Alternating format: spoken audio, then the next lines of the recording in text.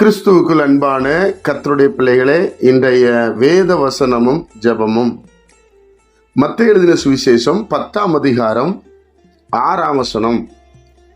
காணாமற் போன ஆடுகளாகிய இஸ்ரவேல் வீட்டாரிடத்திற்கு போங்கள். கர்த்தருடைய பிள்ளைகளே, ஆண்டவராகிய இயேசு கிறிஸ்து 12 சீசர்களை அழைத்து அவர்கள் பெயரை சொல்லி நீங்க எங்க போக வேண்டும் என்று சொல்லுகிறார். தமிழ் வேதாகம் இவ்வளவு அழகாய் சொல்லுகிறது. ஆனால் இஸ்ரவேல் மக்களிடம், அதாவது யூதர்களிடம் செல்லுங்கள், அவர்கள் காணாமல் போன ஆடுகளை போன்றவர்கள் என்று எழுதப்பட்டிருக்கிறது. கர்த்தருடைய பிள்ளைகளே, ஏன் கர்த்தர் இந்த இஸ்ரவேல் மக்களை தெரிந்து கொண்டார்? நம்முடைய முற்பிதா ஆபிரகாம், இவங்கிட்ட சில குவாலிட்டி தேவன் விரும்பினார். அவர்கள் மனிதர்களை தெய்வமாய் வணங்க மாட்டார்கள். நல்லா நீங்க அறிஞ்சுக்கிடுங்க தேவனுடைய பிள்ளைகளே. இன்றைக்கு உலகம் முழுவதும் பலதரப்பட்ட மக்கள் அந்த நாட்கள்லேயே பார்வோனை தெய்வமாய் வணங்கினார்கள். மனிதர்களை தெய்வமாய் வணங்கின வழக்கம் இஸ்ரவேல்கிட்ட இல்லாம இருந்தது. சில ஆண்டவர் விரும்புகிற சில குவாலிட்டி, யோசிக்கிற தன்மை இருந்ததுனாலதான் தேவன் அந்த ஜனத்தின் மூலமாய் மனிதர்கள் குலத்துக்கு வருகிறார். நீங்க இஸ்ரவேல் ஜனங்களுடைய சில நல்ல குவாலிட்டியை நீங்க பார்க்க முடியும். அதாவது யூதர்களுடைய அந்த காரியங்கள், அவர்கள் செய்தது எல்லாமே சரி என்று சொல்ல முடியாது. ஆனா சில காரியங்களில் தேவன் அதில் பிரியமாய் இருந்தார். அதனாலதான் அந்த ஜனத்தை சூஸ் பண்ணி அதன் மூலமாய் தன்னை வெளிப்படுத்த விரும்புகிறார்.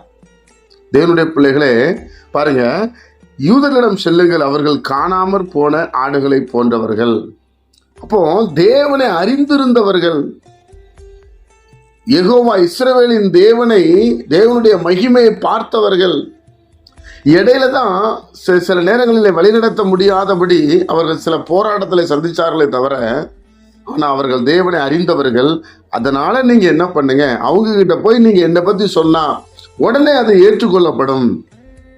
மேசியாவை குறித்து சொல்லப்பட்டிருக்கிறது, நீங்க அவங்க கிட்ட போய் பரலோக ராஜ்யத்தை பத்தி பேசுங்கள் என்று சொல்லுகிறார். தேவனுடைய பிள்ளைகளே, அதனால இந்த காணாமற் போன ஆடுகள் ஆகிய இஸ்ரவேல், ஆண்டவர் எத்தனையோ ஆண்டுகளுக்கு முன்பாக அந்த முற்பிதாக்களை தெரிந்து கொண்டு அவங்களை கொண்டு வந்தார் இல்லையா, அந்த ஜனங்கள் மனம் திரும்ப வேண்டும் என்று ஆண்டவர் விரும்பினார். இயேசு கிறிஸ்து அகில உலகத்துக்கு வந்த ரட்சகர், அதுல எந்த மாற்று கருத்து இல்லை. எந்த ஒரு மனிதன் இயேசுவை ஏற்றுக்கொள்ள வேண்டும் என்று விரும்புகிறானோ அவனுக்கு அந்த ரட்சிப்பின் அனுபவம் உண்டாயிரும். ஆனா இதுல விசேஷம் என்ன என்று சொன்னால், இஸ்ரவேல் தான், யூதர்கள். இப்ப இந்த உலகம் பாருங்க, சிலர் இப்ப நம்மலாம் பார்த்தா சிலர் மனிதர் காலில் விழுந்துருவாங்க, சில மனிதர்களை தெய்வமா நினைச்சிருவாங்க. நீங்க இல்லைன்னா நாங்க இல்லைன்னு சொல்லுவாங்க. இஸ்ரவேலர் அப்படி சொல்ல மாட்டாங்க. அவங்க அதுல ரொம்ப கரெக்டா இருப்பாங்க தேவனுடைய பிள்ளைகளை. அப்போ நம்ம கர்த்தருடைய பிள்ளைகள் நாம் ஆண்டவரை அதிகமாய் பின் செல்ல வேண்டும். அதனாலதான் இயேசு கிறிஸ்து சீசர்களை இஸ்ரவேல் வீட்டாருக்கு அனுப்புகிறார்.